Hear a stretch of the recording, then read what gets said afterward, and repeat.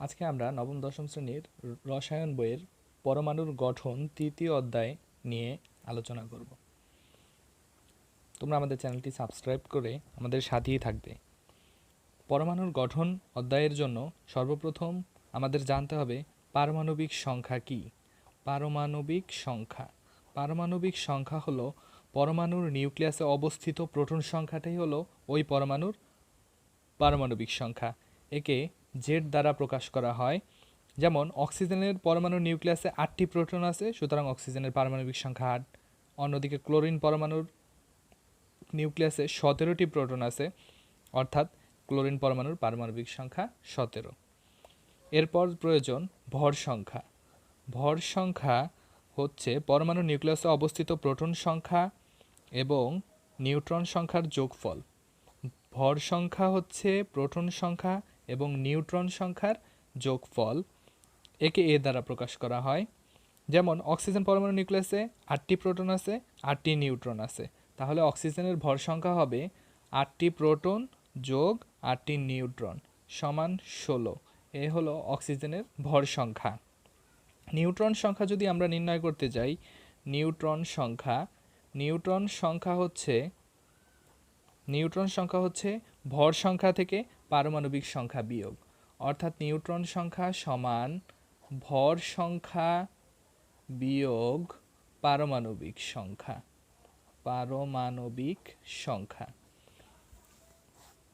এবার আমরা জানব আইসোটোপ, আইসোবার এবং আইসোটোন, যেগুলো নিয়ে আমরা প্রায় সমস্যার সম্মুখীন হই। আমরা একটার ভিতরে অন্য একটা বলে ফেলি। পরীক্ষায় এই টপিকগুলো সবচেয়ে বেশি সংজ্ঞা আকারে আসতে দেখা যায়। আইসোটোপ, আইসোবার এবং আইসোটোন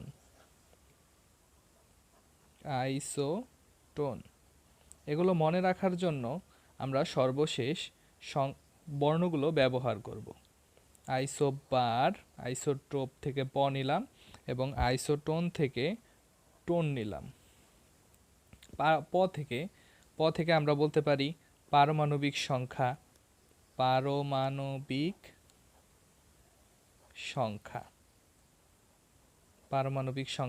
আইসোবার, বার থেকে বলতে পারি ভর সংখ্যা এবং সর্বশেষ আইসোটোন, এটা থেকে বলতে পারি নিউট্রন সংখ্যা।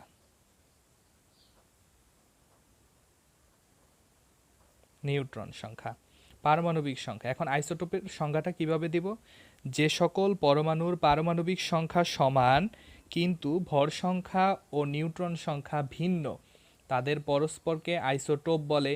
আইসোবার, যে সকল পরমাণুর ভর সংখ্যা সমান কিন্তু পারমাণবিক সংখ্যা এবং নিউট্রন সংখ্যা ভিন্ন, তাদের পরস্পরকে আইসোবার বলে। আইসোটোন, যে সকল পরমাণুর নিউট্রন সংখ্যা সমান কিন্তু পারমাণবিক সংখ্যা এবং ভর সংখ্যা ভিন্ন, তাদের পরস্পরকে আইসোটোন বলে। আমি কিভাবে বলছি? যে সকল পরমাণুর, যদি লিখি, যে সকল পরমাণুর পারমাণবিক সংখ্যা সমান কিন্তু ভর সংখ্যা ও নিউট্রন সংখ্যা ভিন্ন, তাদের পরস্পরকে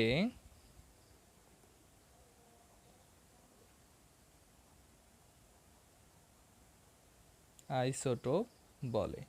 একইভাবে তোমরা এগুলো লিখবা। আইসোবার, এখান থেকে ভর সংখ্যা, তাহলে ভর সংখ্যা থাকবে সমান এবং পারমাণবিক বা প্রোটন সংখ্যা এবং নিউট্রন সংখ্যা থাকবে ভিন্ন, তাদের পরস্পরকে বলবে আইসোবার এবং আইসোটোন। একইভাবে তোমরা ব্যাখ্যা করতে পারবে। এই অধ্যায়ের আরও সবচাইতে গুরুত্বপূর্ণ টপিকগুলো হচ্ছে বোর পরমাণু মডেল এবং রাদারফোর্ড পরমাণু মডেল, যা তোমরা বোর পরমাণু মডেল এবং রাদারফোর্ড রাদারফোর্ড পরমাণু মডেল, যা তোমরা বই থেকে পড়ে নিবে এবং এগুলোর যেই ত্রুটি বা সীমাবদ্ধতাগুলো আছে তাও পড়ে নিবে। এবার আমরা পড়ব কোয়ান্টাম সংখ্যা। কোয়ান্টাম সংখ্যা, কোয়ান্টাম সংখ্যা। প্রথমে আমাদের কোয়ান্টাম সংখ্যা কাকে বলে তা জানতে হবে। কোনো একটি ইলেকট্রন,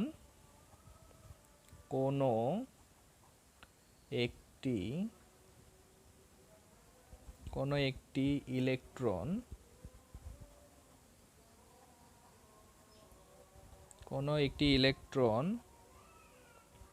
কোন শক্তি স্তরে আছে, কোন শক্তি স্তরে আছে, শক্তি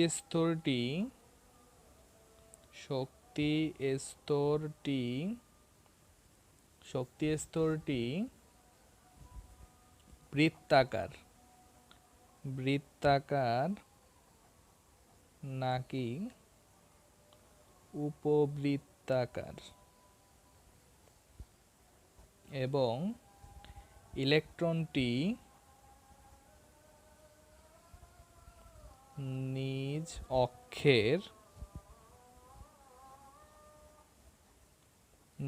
অক্ষের চতুর্দিকে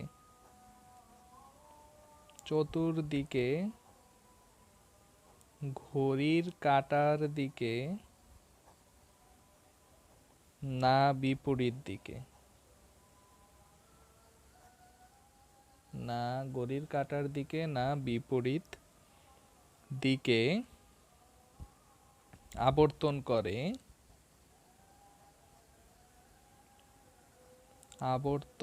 করে এ সকল বিষয় বিবেচনা করে যে সংখ্যা অবতারণা করা হয় তাকে কোয়ান্টাম সংখ্যা বলে। কোনো একটি ইলেকট্রন কোন শক্তি স্তরে আছে, শক্তি স্তরটি বৃত্তাকার নাকি উপবৃত্তাকার, ইলেকট্রনটি নিজ অক্ষের চতুর্দিকে নাকি ঘড়ির কাঁটার বিপরীত দিকে আবর্তন করে, এ সকল বিবেচনা করে যেসব সংখ্যা আবর্তন করা হয়েছে তাকে বলে কোয়ান্টাম সংখ্যা। কোয়ান্টাম সংখ্যা 4 প্রকার। কোয়ান্টাম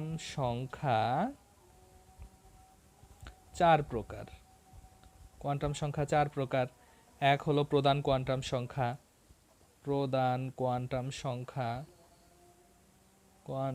সংখ্যা, একে প্রকাশ করা হয় n দ্বারা। 2 হলো সহকারী কোয়ান্টাম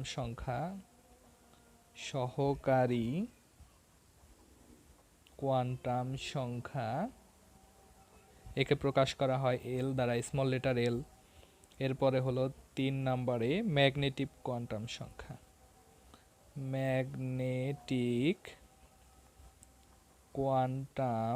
সংখ্যা, একে প্রকাশ করা হয় m দ্বারা। এরপরে হলো 4 নম্বরে স্পিন কোয়ান্টাম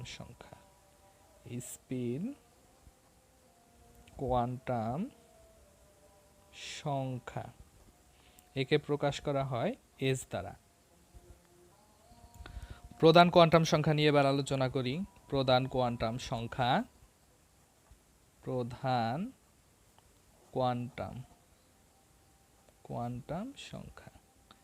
আমরা আগেই বলেছি একে প্রকাশ করা হয় n দ্বারা।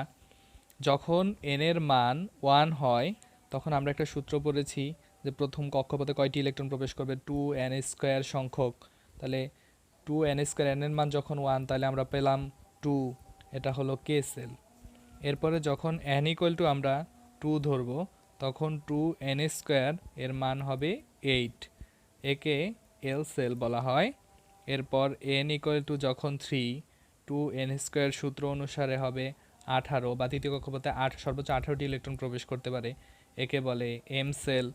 এরপরে আছে n, n ইকুয়াল টু যখন 4 হয় তখন 2n স্কয়ার সূত্র অনুসারে 32টি এবং n সেলে ইলেকট্রন প্রবেশ ঘটবে। এ হলো প্রধান কোয়ান্টাম সংখ্যা। এবার আমরা যদি সহকারী কোয়ান্টাম সংখ্যা নিয়ে আলোচনা করি, সহকারী কোয়ান্টাম সংখ্যা, সহকারী কোয়ান্টাম সংখ্যাকে এল দ্বারা প্রকাশ করা হয়। সহকারী কোয়ান্টাম সংখ্যার যে মান, সহকারী কোয়ান্টাম সংখ্যার মান হবে, সহকারী কোয়ান্টাম সংখ্যার মান লিখে দিই, এর মান হলো 0 থেকে, আমি আবারও বলছি, 0 থেকে n-1 পর্যন্ত, 0 থেকে n-1 পর্যন্ত। কিভাবে আমরা দেখি, যখন n ইকুয়াল টু 1 তখন l ইকুয়াল টু পাবো 0, যখন n ইকুয়াল টু পাবো 2 তখন l এর দুটো মান পাবো, একটা পাবো 0, আরেকটা হলো n-1।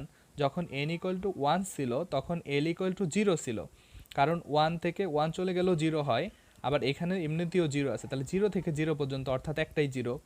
যখন n ইকুয়াল টু 2 তখন l ইকুয়াল টু আমরা দুটো মান পাবো, একটা হলো 0, আরেকটা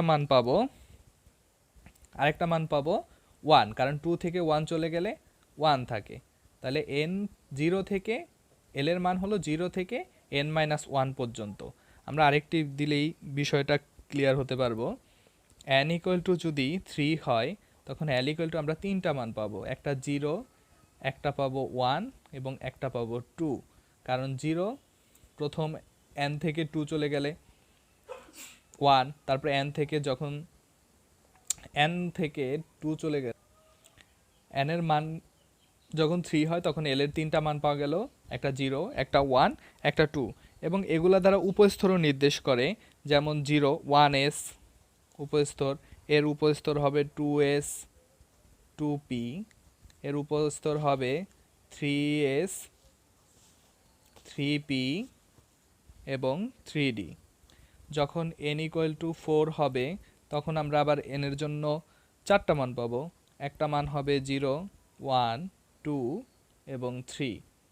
1 হলো 4s 4p 4d এবং 4f। এবার আলোচনা করব ম্যাগনেটিক কোয়ান্টাম সংখ্যা নিয়ে। ম্যাগনেটিক কোয়ান্টাম সংখ্যা, ম্যাগনেটিক কোয়ান্টাম সংখ্যা, ম্যাগনেটিক কোয়ান্টাম সংখ্যা একে m দ্বারা প্রকাশ করা হয়, তা আমরা আগেই জানি। এবার এর একটা মান আছে, এর মানটা হচ্ছে 0 থেকে +-l পর্যন্ত। আমরা যেটা আগে পড়েছিলাম প্রধান কোয়ান্টাম সংখ্যা, সহকারী কোয়ান্টাম সংখ্যা, সেটা লিখে নিলাম। এবার দেখো, যখন প্রধান কোয়ান্টাম সংখ্যা n ইকুয়াল টু 1 তখন l ইকুয়াল টু 0, তখন m ইকুয়াল টু আমরা পাবো 0, কারণ ম্যাগনেটিক কোয়ান্টাম সংখ্যার মান হলো 0 থেকে +-l, অর্থাৎ l এর একটা ধনাত্মক মানও নিতে হবে, একটা ঋণাত্মক মানও নিতে হবে। যখন n ইকুয়াল টু 2 তখন l এর দুইটা মান পেলাম, একটা 0 একটা 1, তাহলে 0-র জন্য m ও 0, আর এখানে 1 এর জন্য m এর তিনটা মান পাবো, একটা +1, একটা 0, একটা -1।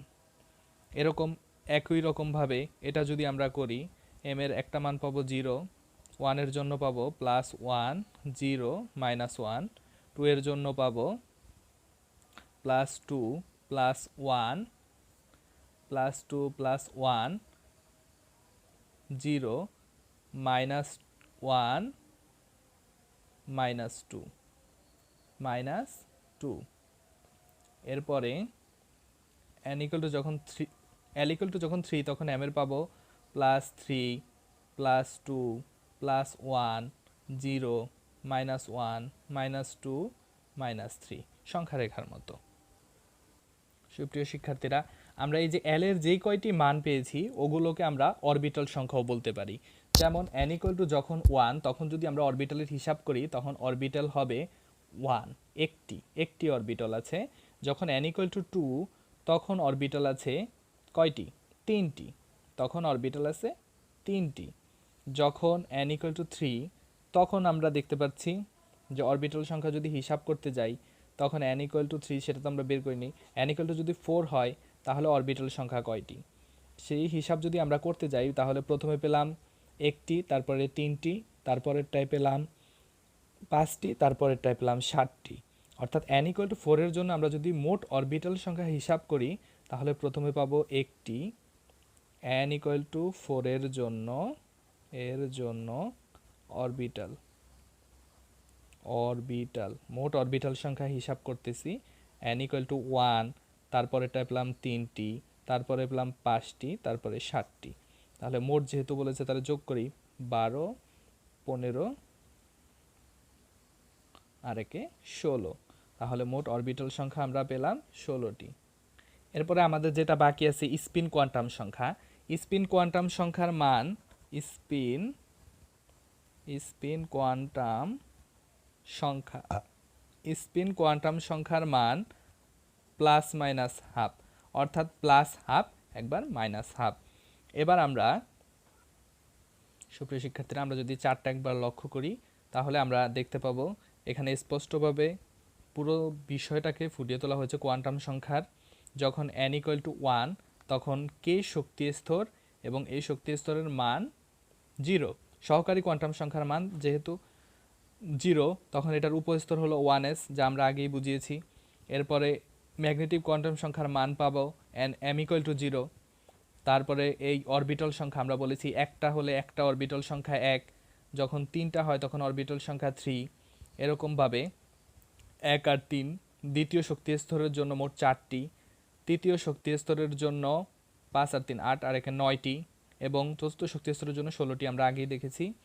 এবার স্পিন কোয়ান্টাম সংখ্যা তো সবসময় প্লাস হাফ এবং মাইনাস হাফ। এখন যখন আমরা ম্যাগনেটিক কোয়ান্টাম সংখ্যার অরবিটাল সংখ্যা দিয়ে আর এই স্পিন সংখ্যা দুটো, এই দুই দিয়ে যখন গুণ করব তখন উপস্তরের ইলেকট্রন সংখ্যা পেয়ে যাব। যেমন এখানে 1 দিয়ে 2 এর গুণ করলে 2 একে 2, 1 থেকে 2টি, 3 দুগুণা 6টি। আবার এরকমভাবে এগুলো পর্যায়ক্রমে পাবো। 4টির জন্য 7টি যখন অরবিটাল সংখ্যা 7টি তখন ইলেকট্রন সংখ্যা হবে 14টি, কারণ স্পিন কোয়ান্টাম সংখ্যা দুটো, একটা ধনাত্মক হাফ একটা ঋণাত্মক হাফ। প্রধান স্তরে ইলেকট্রন সংখ্যা বের করব কিভাবে, এগুলো যোগ করে। যেমন এখানে 2টি, 6টি, 10টি এবং 14টি, মোট 32টি চতুর্থ কক্ষপথে। যখন n = 40 তখন মোট ইলেকট্রন সংখ্যা যদি হিসাব করতে যাই তাহলে এই 32টি আমরা নির্ণয় করতে পারবো।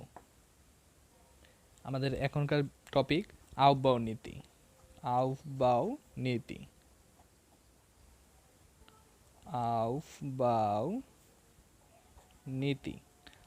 নীতিটি কি? আউফবাউ নীতি হচ্ছে ইলেকট্রন প্রথমে নিম্ন শক্তির অরবিটালে এরপর ক্রমান্বয়ে উচ্চ শক্তির অরবিটালে প্রবেশ করে। কারণ কি? কারণ নিম্ন শক্তির অরবিটালে বা নিম্ন শক্তি স্তরে স্থিতিশীলতা বেশি। আমরা আবারও বলছি, ইলেকট্রন প্রথমে নিম্ন শক্তির অরবিটালে এরপর ক্রমান্বয়ে উচ্চ শক্তির অরবিটালে প্রবেশ করে। এটা হলো আউফবাউ নীতি। আউফবাউ নীতি আমাদের এবারের টপিক পলির বর্জন নীতি হলো একই পরমাণুর দুটি ইলেকট্রনের জন্য 4টি কোয়ান্টাম সংখ্যার মান কখনো এক হতে পারে না। যেমন প্রথম ইলেকট্রনের জন্য যদি n = 1 হয়, l = 0, m = 0, তখন s = যে কোনো একটা দিক পাবো। ধনাত্মক যদি ধরি ধনাত্মক, তাহলে দ্বিতীয় ইলেকট্রনের জন্য হবে n = 1, l = 0, m = 0, s = -half. এজন্য একই পরমাণু দুটি ইলেকট্রনের জন্য 4টা কোয়ান্টাম সংখ্যা এর মান কখনো এক হতে পারে না। এবার আমাদের যে প্রশ্নটা, এটাও পরীক্ষা অনেক বেশি আসে। পটাশিয়ামের 19তম ইলেকট্রন 3D-তে না গিয়ে 4s-এ যায় কেন? অথবা 3D ও 4s এর মধ্যে কোনটিতে ইলেকট্রন আগে প্রবেশ করবে? আমরা এটা একেবারে সহজভাবে যদি সমাধান করতে যাই তাহলে সমাধানটি হবে, প্রথমে পটাশিয়ামের ইলেকট্রন বিন্যাস করব। পটাশিয়ামের পারমাণবিক সংখ্যা 19, তাহলে ইলেকট্রন বিন্যাস 1s2 2s2 2p6 thrice-s2 thrice-p6 4s1। তাহলে আমরা একটা সূত্র ব্যবহার করব n + l। তাহলে 3D এর ক্ষেত্রে n = 3, n হলো 3 এবং l l কত?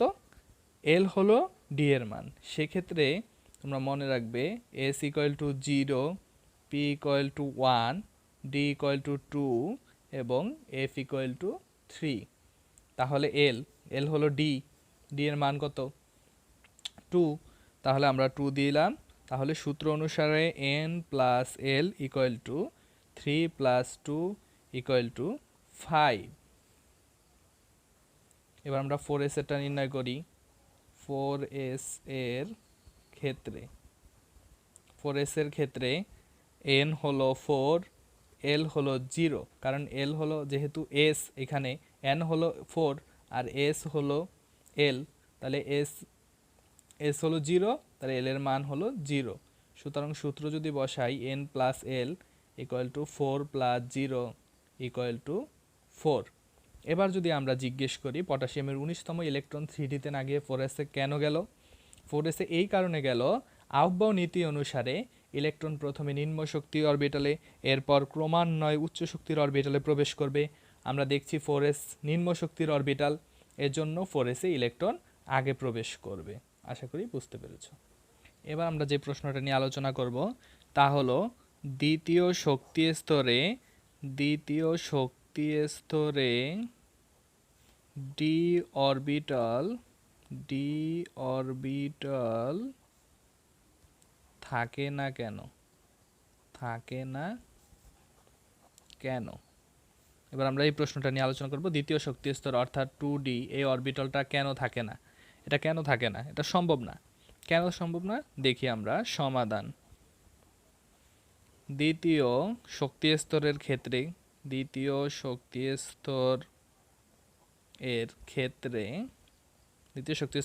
প্রধান কোয়ান্টাম সংখ্যা কি থাকে? প্রধান কোয়ান্টাম সংখ্যা থাকে n ইকুয়াল টু 2। সহকারী কোয়ান্টাম সংখ্যা কি থাকে? সহকারী কোয়ান্টাম সংখ্যা যখন n ইকুয়াল টু 2 তখন আমরা দুটো মান পাই, একটা 0 একটা 1। 0-র জন্য আমরা পড়েছি 2s এবং l এর জন্য 2p। তাহলে আমরা কি জানি? আমরা জানি সহকারী কোয়ান্টাম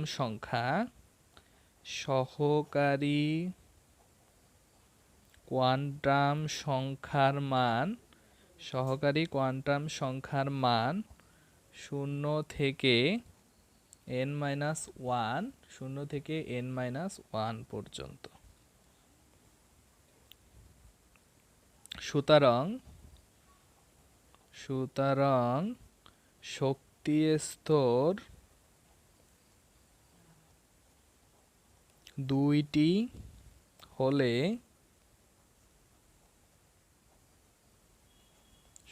দুইটি হলে সহকারী কোয়ান্টাম সংখ্যার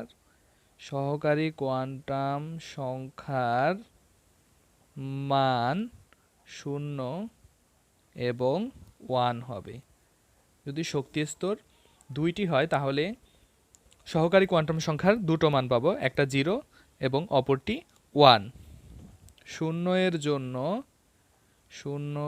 জন্য উপস্তর s এবং 1 এর জন্য উপস্তর d হতো। কিন্তু 0 এর জন্য উপস্তর s এবং 1 এর জন্য উপস্তর হবে p। 1 এর জন্য উপস্তর হবে p। এখানে l এর মান 2, l এর মান যদি 2 থাকে, অর্থাৎ l এর মান 2 থাকলে উপস্তর d হতো। কিন্তু এখানে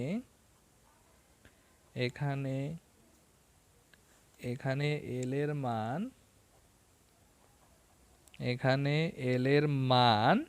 2 নেই, কারণ l এর মান তো 2 হওয়া সম্ভব না। l এর মান আমরা কোয়ান্টাম সংখ্যায় পড়েছি, l এর মান হচ্ছে 0 থেকে n-1 পর্যন্ত। তাহলে n-1, n তো 2 থেকে 1 বাদ দিলে ওয়ান, তাহলে একটা জিরো একটা ওয়ান, শূন্য থেকে ওয়ান পর্যন্ত। তাহলে এখানে যেহেতু এল এর মান টু নেই, তাই আমরা বলতে পারি সুতরাং দ্বিতীয় শক্তি স্তরে ডি অরবিটাল থাকবে না। দ্বিতীয় শক্তি স্তরে ডি অরবিটাল থাকবে, ডি অরবিটালটা থাকবে না।